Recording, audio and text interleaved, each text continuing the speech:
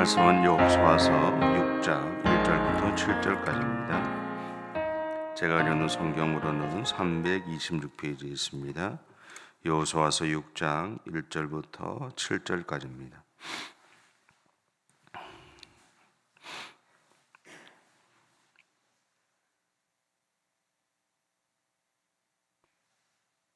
다 찾으셨으면 우리 함께 봉독하겠습니다. 이스라엘 자손들로 말미암아 여리고는 굳게 닫혔고 출입하는 자가 없더라.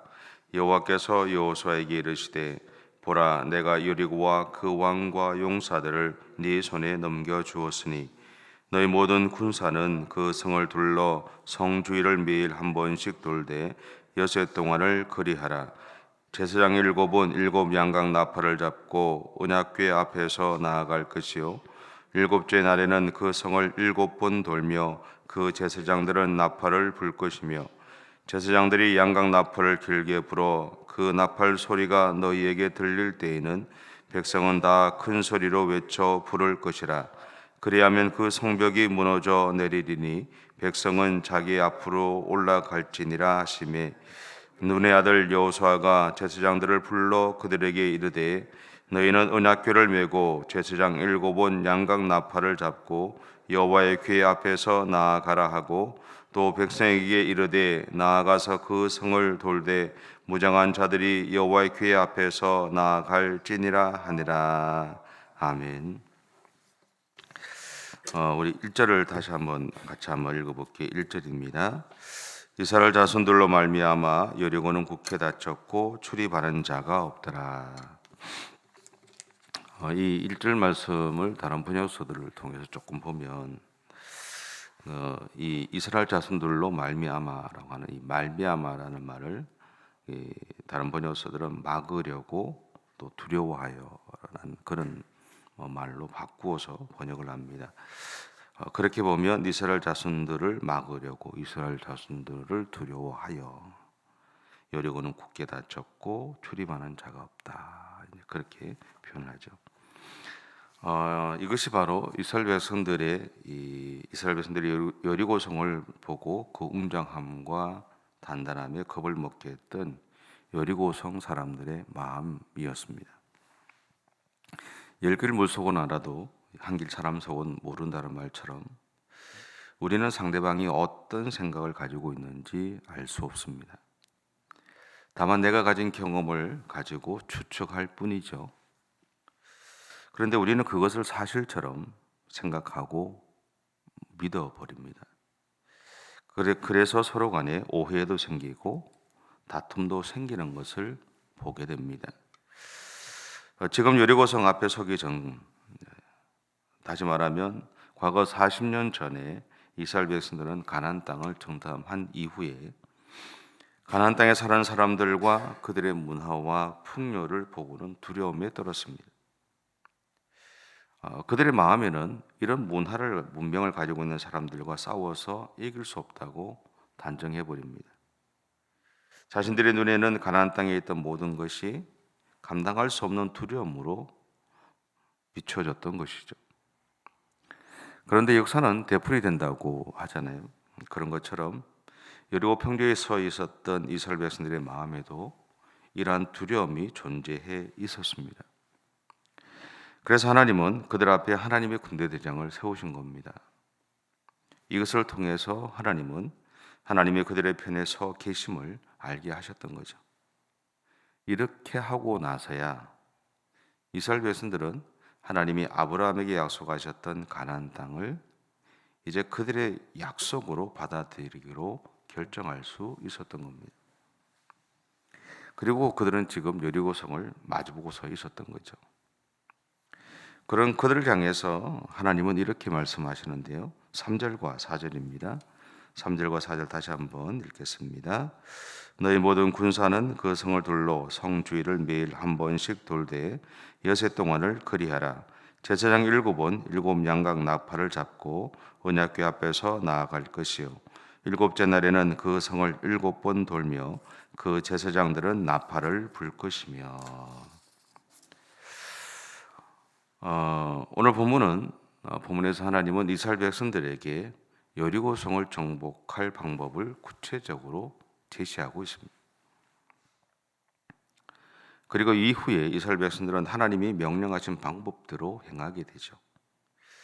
그렇게 한 이유는 자신들이 아무리 머리를 굴려보아도 여리고성을 정복할 방법을 찾을 수 없었던 겁니다. 하나님은 나아가라 그러고 하나님은 이제 가나안 땅을 차지하라고 이야기하는데 자신들이 봤을 때는 방법이 없었던 거예요. 그들의 입장에서는 하나님이 제시하는 방법이 유일한 해결책이었습니다. 그렇다면 그들은 이러한 하나님의 방법을 믿었을까요? 설교 말씀을 준비하면서 그런 생각이 들었어요. 하나님이 이 사람들이 정말 하나님이 제시한 방법을 믿었을까? 잘 모르겠어요.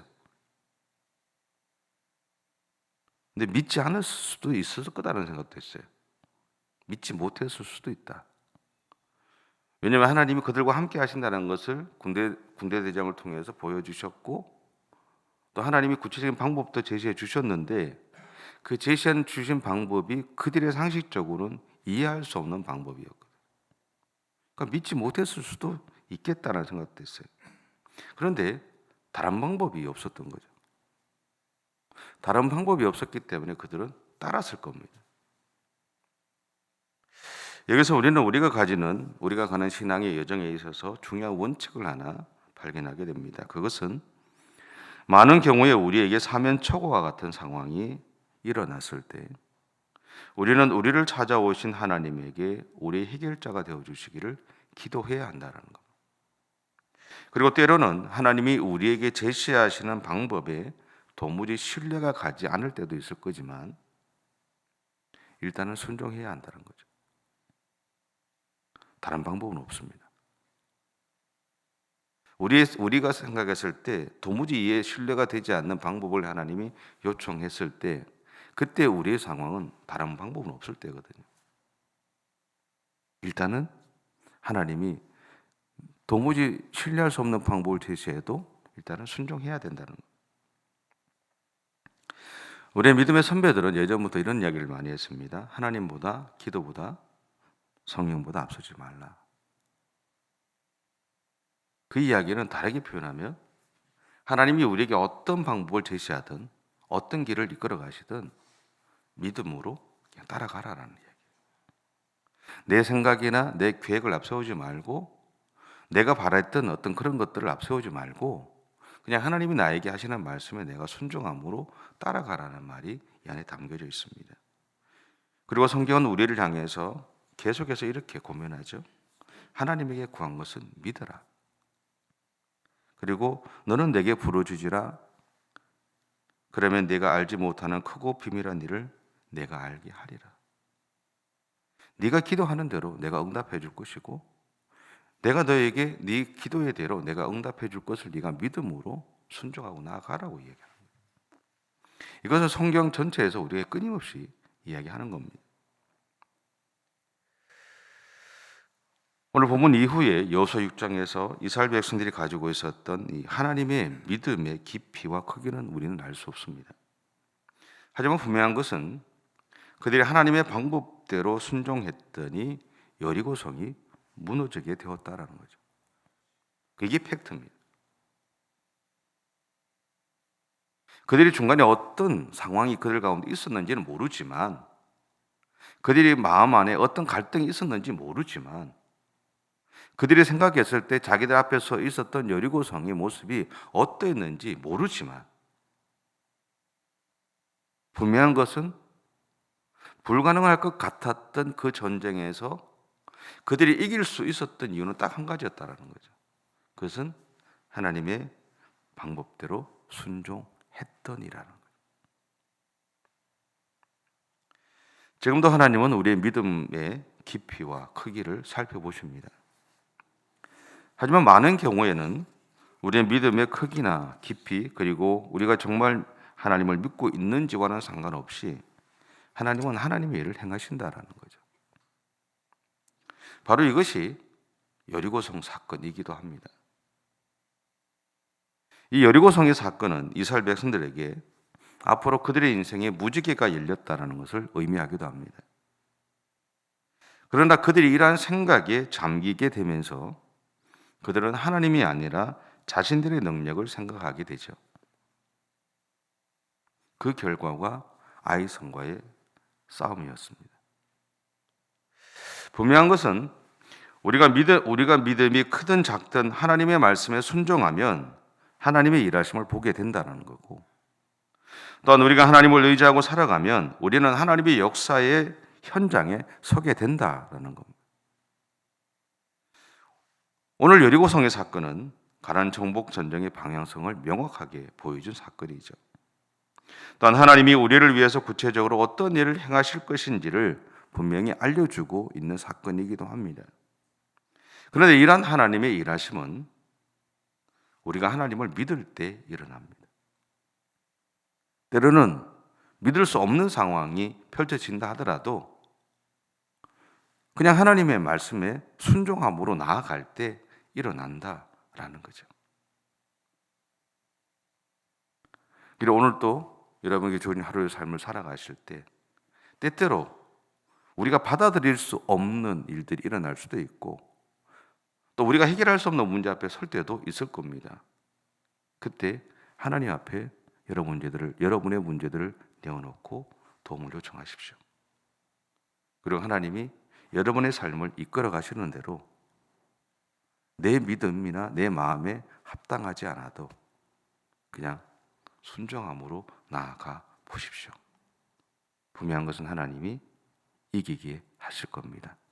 그런 은혜가 저 여러분의 삶에 가득하시길 바랍니다. 기도하겠습니다. 사랑의 주님, 감사합니다. 우리에게 능력이 있는 것이 아니고 하나님에게 능력이 있음을 고백합니다. 그리고 오늘 또 오직 하나님의 부르심에 순종해서 하나님께서 이끌어 가시는 대로 순종함으로 믿음의 길을 달려가는 우리 모든 성도들의 삶이 되어줄 수 있도록 하나님 인도해 주옵소서.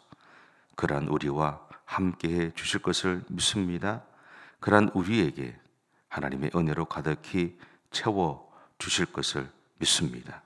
그 은혜들을 온전히 누리는 오늘 하루의 생애가 되어줄 수 있도록 하나님 인도해 주옵소서. 감사드리며 예수님의 이름으로 기도드립니다. 아멘. 하늘에 계신 우리 아버지, 아버지의 이름을 거룩하게 하시며 아버지의 나라가 오게 하시며 아버지의 뜻이 하늘에서와 같이 땅에서도 이루어지게 하소서. 오늘 우리에게 일용할 양식을 주시고 우리가 우리에게 잘못한 사람을 용서하여 준 것 같이 우리 죄를 용서하여 주시고 우리를 시험에 빠지지 않게 하시고 악에서 구하소서. 나라와 권능과 영광이 영원히 아버지의 것입니다. 아멘.